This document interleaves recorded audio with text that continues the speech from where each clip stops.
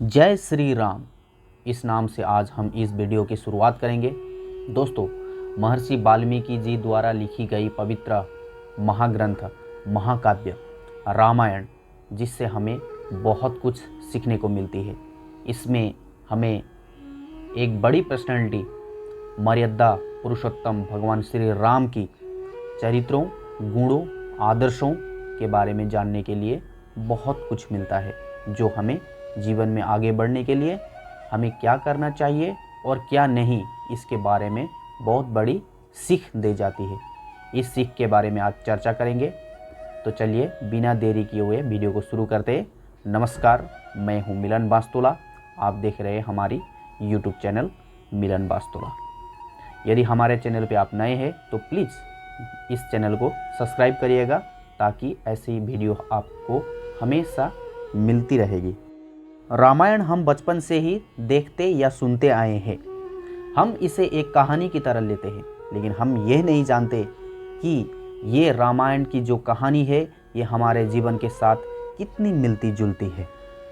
तो रामायण से हमें ये सीख मिलती है कि विविधता में एकता। जब प्रभु श्री राम लंका पर मार्च कर रहे थे, तब सभी प्रकार के लोग उनके सेना में थे, मनुष्यों से लेकर जानवरों और पक्षियों तक। युद्ध के दौरान सभी ने प्रभु श्री राम का समर्थन किया। राजा दशरथ के चारों बेटे की चरित्र अलग थे, लेकिन फिर भी उनमें एकजुटता थी, और यही बात है कि हर परिवार को दुख के समय से बाहर निकालती है। प्रभु श्री राम की भाइयों में बहुत प्रेम था। लक्ष्मण 14 वर्ष तक अपने बड़े भाई के साथ वनवास में रहे। भरत ने अपने भाई के लिए सिंहासन पर बैठने का मौके को ठुकरा दिया, और शत्रुघ्न सिंहासन पर विराजमान होकर प्रजा की सेवा की। भाईचारों की प्यार का ये पहला पाठ हमें लालच और सांसारिक सुखों के बजाय रिश्तों को महत्व देने के लिए प्रेरित करता है। रामायण हमें ये सिखाती है कि बुराई पर अच्छाई की जीत हमेशा होती है। जिस तरह रावण ने माँ सीता पर बुरी नज़र डाली, अंत में भगवान राम ने रावण को हराया और माँ सीता को वापस पा लिया। बुराई चाहे कितनी भी शक्तिशाली क्यों न हो, अपने अच्छे इरादों और सद्गुणों के कारण सत्य का ही विजय होता है। रामायण हमें यह सिखाती है कि हमें सच्ची भक्ति और समर्पण का भाव होनी चाहिए। हनुमान जी ने भगवान राम के प्रति अटूट प्रेम और विश्वास दिखाया। उनकी असीम लगन और निस्वार्थ सेवा हमें सिखाती है कि ज़रूरत के समय दोस्त की मदद कैसे करें। हमें अपनी पूजा की चरणों में बिना किसी संदेह के खुद को आत्मसमर्पण करना चाहिए। तब हमें मोक्ष प्राप्त होता है और जन्म और मृत्यु से छुटकारा मिलता है। रामायण से हमें ये सीख मिलती है कि बदला या प्रतिशोध के भावना के मुकाबले क्षमा एक बेहतर चरित्र है। रावण एक विद्वान था, लेकिन माँ सीता का अपहरण करने से उसका पतन हुआ। हम दूसरों को नुकसान पहुंचाने के लिए बदले की आग में खुद को जला लेते हैं। रावण अपनी बहन शूर्पणखा की अपमान के बदले के बारे में सोचता है, जो लक्ष्मण के हाथों हुआ था। इसलिए रावण क्रोध, विश्वासघात और प्रतिशोध में उलझ के राम भगवान को भी सबक सिखाने के लिए चेष्टा करता है। श्री राम जी के हाथों रावण का पतन होता है। इसलिए हमें प्रतिशोध, अहंकार और क्रोध के बदले क्षमा का स्वभाव अपनाना चाहिए। क्षमा का भाव हमारे चरित्रों को दर्शाता है। रामायण से हमें ये सीख मिलती है कि ईश्वर की सच्ची सेवा करनी चाहिए। राम की वनवास जाने से पहले लक्ष्मण और माँ सुमित्रा के बीच एक संवाद होता है, जहाँ वो लक्ष्मण को राम और सीता के साथ आचरण करना सिखाती है। फिर वो समझाती है कि व्यक्ति को सच्चे मन से भगवान की सेवा करनी चाहिए, क्योंकि यह मुक्ति का द्वार है। सुमित्रा कहती है, हे लक्ष्मण, तुम राम और सीता के साथ वन में रह सकते हो। अगर राम है तो पूरी अयोध्या है। वह अपनी क्षमता के अनुसार प्रभु की सेवा करे। हम जीवन में जिस चीज़ को श्रद्धा और सेवा भाव से करते हैं, वही हमारी पूजा है। हमें अपनी काम को पूजा की तरह करनी चाहिए। अगर हम अपने माँ बाप की सेवा करते हैं तो उसमें भी पूजा का भाव होना चाहिए। हम अपने देश या समाज का उजागर करना चाहते हैं तो इसमें भी अर्चना की भाव होनी चाहिए। ईश्वर हमारे कर्म में है, तभी हमें सच मायने में ईश्वर का सत्य प्राप्त होगा। रामायण हमें ये सिखाती है कि हमें प्यार और दया का भाव रहना चाहिए। मर्यादा पुरुषोत्तम भगवान राम दया और सकारात्मकता के प्रतीक है। एक बेटे, पति, भाई और एक राजा की जिम्मेदारियों का उनके शांत और दयालु निर्वहन से हमें आपसी प्रेम और सम्मान जैसी मानवीय गुणों का पता चलता है। समाज की बुराइयों पर विजय पाने के लिए हमें आधुनिक समय में रामायण की साधना करनी चाहिए। प्यार और स्नेह से बड़ा इस जीवन में कुछ भी नहीं, और यही हमारे इंसान होने की परिभाषा है। रामायण हमें ये सिखाती है कि हमें कभी भी अहंकार और अभिमान नहीं करनी चाहिए। जब हनुमान जी माँ सीता की खबर के साथ सुरक्षित वापस आए तो सभी ने उनकी प्रशंसा की, लेकिन हनुमान जी ने अभिमान नहीं किया, बल्कि उन्होंने भगवान राम की आशीर्वाद को अपना श्रेय दिया।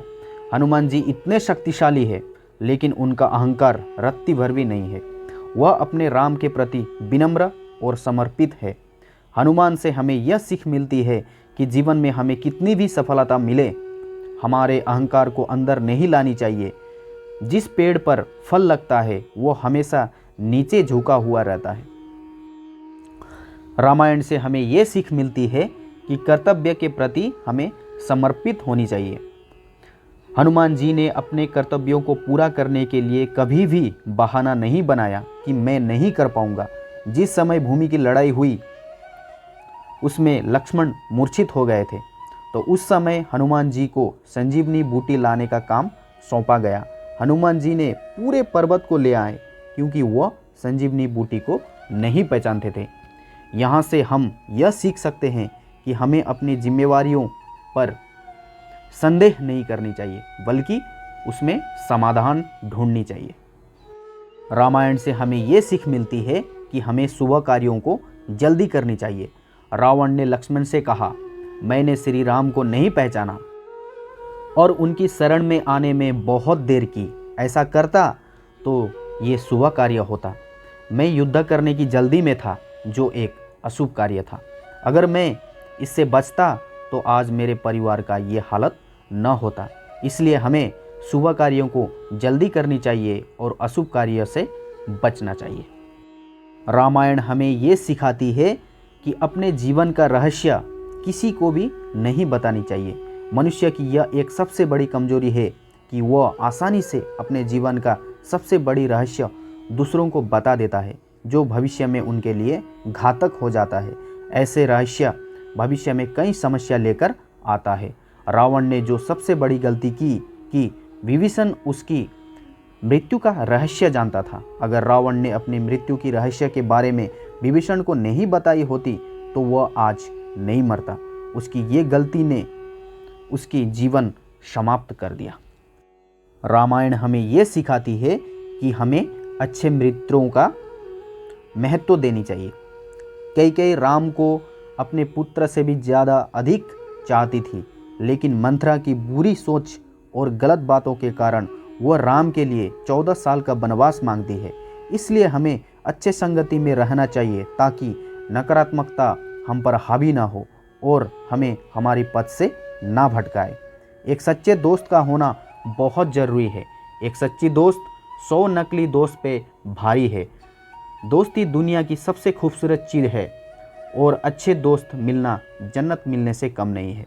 अच्छे दोस्त हमें आईना दिखाकर ये समझाते हैं कि आप कितने बेहतर हैं और कितने बेहतर हो सकते हैं। और नकली दोस्त, अगर आप भाग रहे हैं तो हमारे साथ दौड़ना चाहेंगे, लेकिन अगर हमारी रफ्तार धीमी हो गई या हम लड़खड़ाने लगते हैं तो हमारा साथ छोड़कर चले जाएंगे या हमें बुरी आदतों से मिला देंगे। इसलिए अपनी दोस्ती और संगत बहुत ध्यान से चुनना चाहिए। ये हमारी संगत के अनुसार जीवन को स्वर्ग या नर्क बनाती है।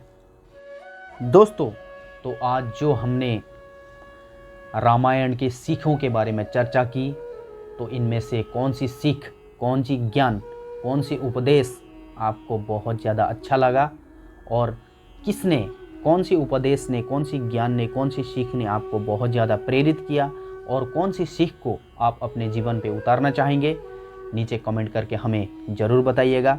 अगर आपको इस वीडियो ने कुछ इंस्पायर किया या प्रेरित किया तो इस वीडियो को लाइक ज़रूर करिएगा और ज़्यादा से ज़्यादा दोस्तों तक पहुंचाने के लिए इस वीडियो को शेयर करके मदद करिएगा। अगर हमारे चैनल पे आप नए हो तो प्लीज़ चैनल को सब्सक्राइब करिएगा और ये भी बताइएगा कि आप ये वीडियो देख कहाँ से रहे हो।